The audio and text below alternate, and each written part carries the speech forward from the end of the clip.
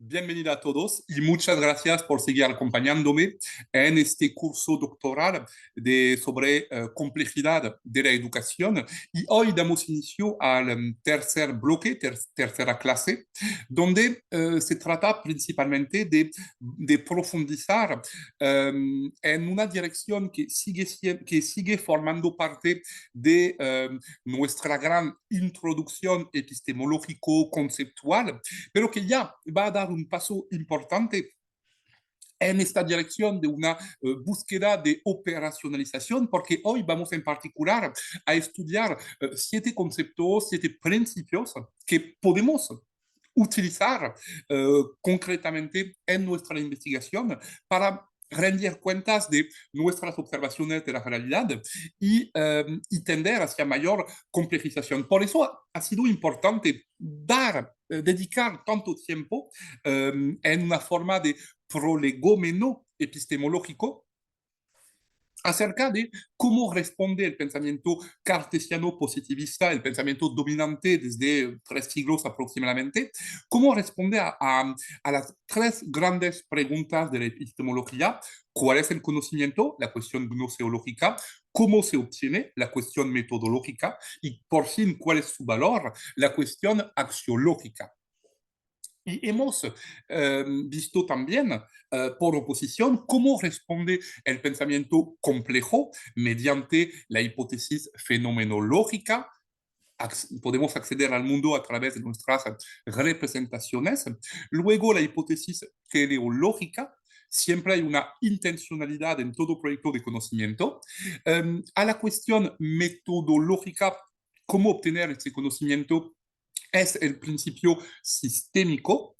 Y por fin, a la cuestión axiológica de cuál es el valor de ese conocimiento, encontramos el principio de conocimiento accionable, también conocido como ecología de la acción, que a partir de una constatación de trágica, de desesperación, de pérdida de control sobre nuestro mundo, le opone una voluntad radical de optimismo para seguir buscando formas de construir conocimientos pertinentes. Pensamiento complejo no significa planteamiento confuso, no significa tampoco caída en el nihilismo.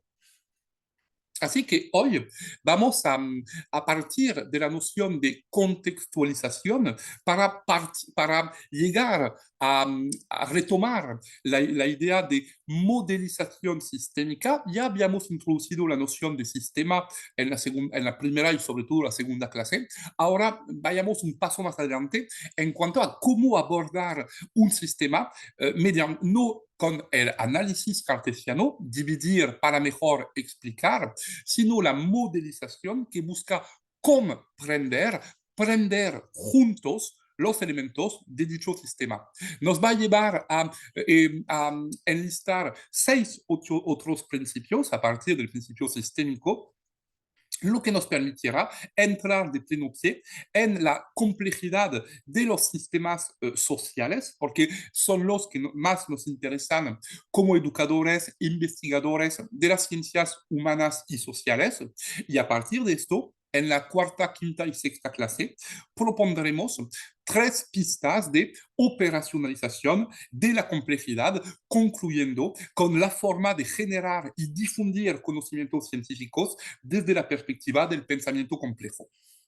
Así que, primero, hemos visto en la segunda clase que una gran parte del desafío de la complejidad consiste en darnos cuenta, primero, hacer este acto de humildad, de honradez, darnos cuenta de la necesidad de reaprender a contextualizar los fenómenos de la realidad como entidades polifónicas que existen dentro de un entorno, y eso justifica el paso de un planteamiento analítico a una metodología más sistémica, poniendo en evidencia el contexto multidimensional en el cual se organiza el sistema que estamos estudiando. ¿Cómo ha evolucionado este sistema hasta el momento actual? ¿Cuáles son sus fronteras y cuál es la porosidad de esta frontera? ¿Cómo logra este sistema permanecer en medio de los cambios, de las crisis?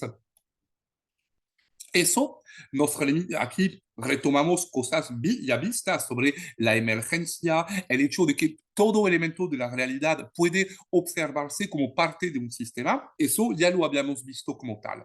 Ahora retomamos un gráfico que también ya conocemos, pero que nos va a servir de punto de partida en finalmente este desafío que consiste en decir, por una parte, sí está en acta, un sistema es muy complejo, hay muchos elementos, hay un efecto mariposa, hay una teoría del caos, todo impacta en todo, es difícil de entender. Sí, sí, pero no, eso nos debe condenar. Hay formas, hay pasos, hay caminos, hay metodologías para buscar la comprensión de un sistema por tan complejo que sea. Um, de tal forma que de tal forma que ahora Morin nos dice debemos pensar un sistema como una unitas multiplex, una unidad dentro de la diferencia. Y eso es importante porque nos damos cuenta de que explicar un fenómeno significa identificar las leyes generales que se aplican sobre dicho fenómeno. Cuando comprender un sistema supone reubicar dicho sistema dentro de una red de influencias. Y entonces, perdón, definitivamente, aquí debemos dar un paso atrás por la noción de cibernética. La noción de cibernética es muy antigua. Nació desde la antigüedad griega a través de los primeros mecanismos hidráulicos que permitían la apertura automática de las puertas en el Palacio de Alejandría, por ejemplo. Pero lo interesante aquí es que poco a poco, a lo largo del siglo XX en particular, empezamos a trabajar a partir de la noción de bucle, de asociar a un sistema la noción de bucle. Estos bucles ya existen en la realidad desde millones de años y podemos identificar en la circulación del agua a nivel del planeta entre el mar y el cielo, hay bucles que se aplican. Nosotros, seres humanos, fuimos capaces hasta cierto punto de reconstruir bucles en nuestros sistemas artificiales, tanto en la inteligencia artificial como en diferentes tipos de mecanismos, lo cual permitió introducir la idea de autorregulación. Y esa es fundamental porque nos abre a otro principio. Volveremos realmente, no estamos dejando el principio sistémico porque no hemos dicho nada hasta el momento, sino constatar que hay sistemas y que son complejos. Debemos avanzar para mejor poder regresar después a la noción de sistema y su comprensión más global. Un sistema funciona también bajo mecanismos holográmicos. ¿Qué es el principio holográmico? Se puede resumir de forma sencilla diciendo que el todo se encuentra en las partes se encuentran en el todo. Bien, pero decir eso no nos avanza mucho. El principio holográmico es uno de los tres grandes principios que ha generado Morin en su exalogía del método, los libros llamados el método del tomo 1 al tomo 6. Nos dice que ópticamente en la realidad física, ¿qué es un holograma? Un holograma es una imagen constituida, como toda imagen, por una serie de puntos de luz. Lo interesante es que cada punto de luz contiene las coordenadas de todos los demás. Es decir, que realmente cada punto de luz, por tan chiquito que sea, contiene la información del resto de la imagen global. El todo está en las partes. Y las partes, obviamente, forman parte, valga la redundancia, del todo. Este principio holográmico es interesante como investigador, no tanto en su aspecto poético, bonito, todo. Sí, sí, suena bien, digamos. Pero ahora, ¿qué hacemos concretamente con este principio? Retoma aquí Morin su definición, es decir, que a partir de la imagen del holograma sugiere un principio que se aplicaría a los sistemas complejos cuando la información de lo todo se encuentra en su totalidad en cada elemento, por tan chiquito que sea, del sistema. Y nosotros como individuos contenemos parte de la cultura de la sociedad que nos rodea. Es un poco la imagen del Robinson Crusoe en su isla que tiende a reproducir ciertos elementos de la sociedad.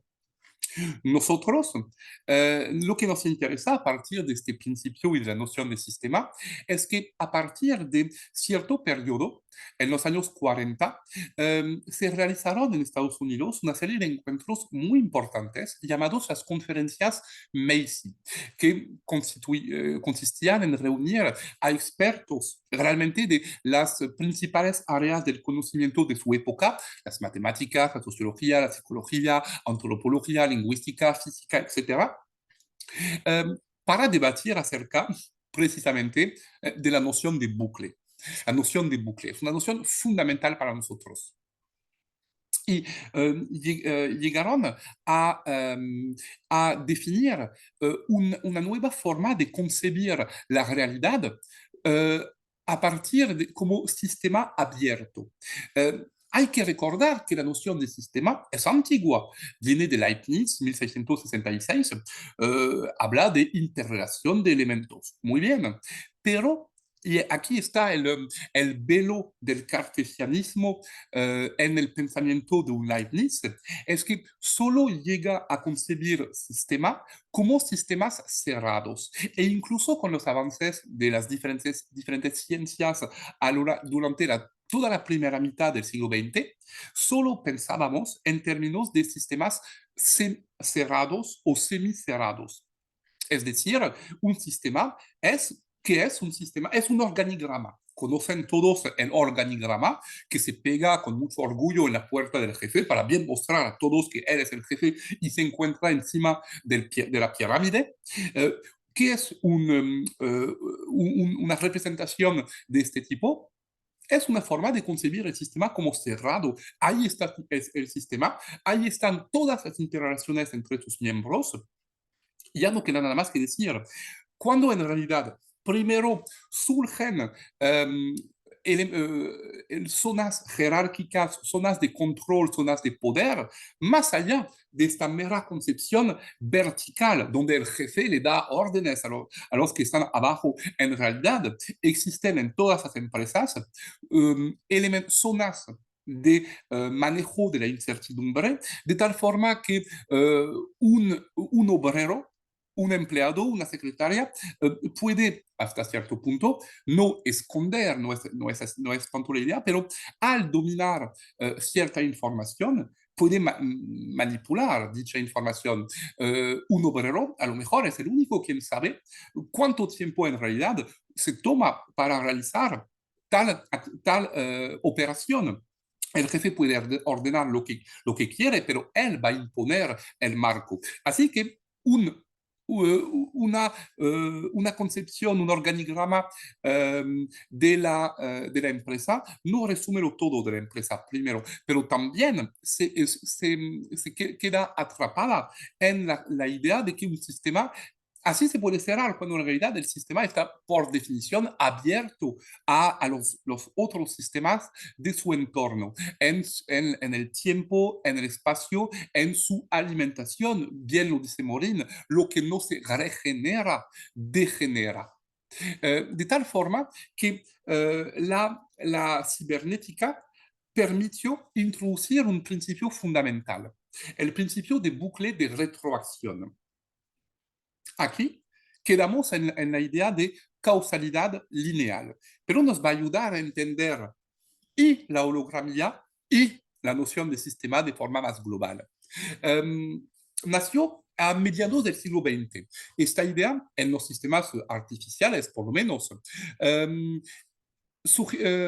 a partir de la Segunda Guerra Mundial, buscando la forma en los sistemas de defensa contra aviones de anticipar el movimiento de un avión, de un piloto, que sabe que se encuentra por debajo del fuego enemigo. Y entonces va a adoptar una trayectoria de curvas y el propósito de la defensa contra aviones será de anticipar esta intencionalidad. Aquí Weiner, que uno de los padres de esta idea, la idea de bucle de retroacción sigue siendo bastante sencilla. A tiene una consecuencia sobre B. Aquí quedamos en el principio determinista del pensamiento cartesiano. La pequeña apertura de este principio de bucle retroactivo es decir que B va a retroalimentar, va a tener un feedback sobre A. Los bucles pueden ser de dos tipos: bucles negativos, que equilibran el sistema, bucles positivos que hacen explotar el sistema. Por ejemplo, un termostato, un radiador eléctrico, se puede considerar como un buen ejemplo de sistema con bucles negativos. Por ejemplo, un radiador posee un termostato que mide la temperatura y una resistencia que va a calentar el agua y elevar la temperatura. Y ambos elementos van vinculados.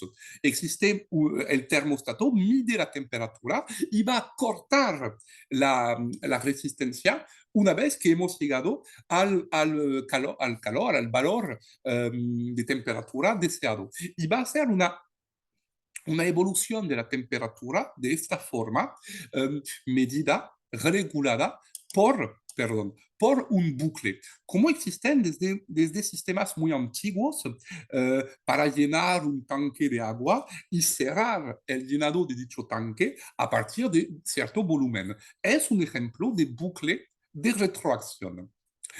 El bucle de retroacción es muy importante, permite producir sistemas autorregulados.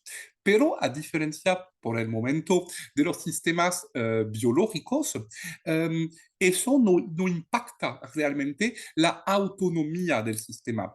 Es decir, con el ejemplo aquí, un sistema que le va a echar agua en el jardín, ya lo habíamos visto este ejemplo. Un sistema, un tanque que va a recibir la lluvia y medir la lluvia para entonces evitar de echar demasiado agua al jardín.